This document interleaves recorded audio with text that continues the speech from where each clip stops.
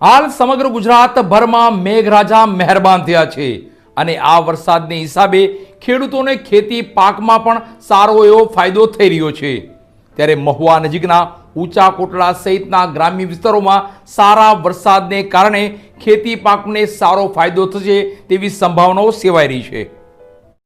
મહુવા શહેર તેમજ ગ્રામ્ય વિસ્તારોમાં આજે બપોરે મેઘરાજાની પધરામણી થતા ધરતીપુત્રો ખુશખુશાલ તો લોકોને ગરમીથી મળી રાહત।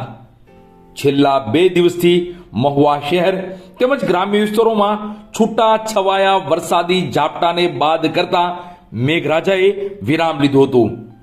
ત્યારે વરસાદના વિરામ વચ્ચે વાતાવરણમાં પણ ગરમીનો માહોલ જોવા મળ્યો હતો।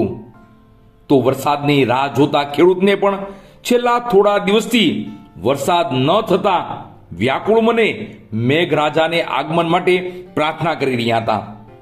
ત્યારે આજે બપોરે મહુવા શહેર તેમજ ગ્રામ્ય વિસ્તારોમાં આકાશમાં કાળા ડિબાંગ વાદળો છવાયા હતા અને બાદ સુસવાટા મારતા ઠંડા પવન સાથે વરસાદનું આગમન થયું હતું।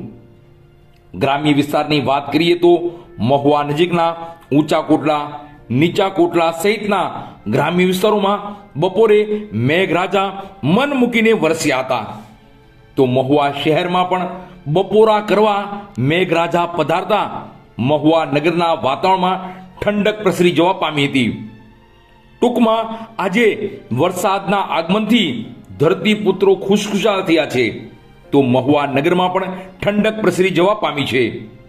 તો અમુક ગ્રામ્ય વિસ્તારોમાં વધારે વરસાદને કારણે ખેતરમાં જવું પણ મુશ્કેલ બન્યું છે।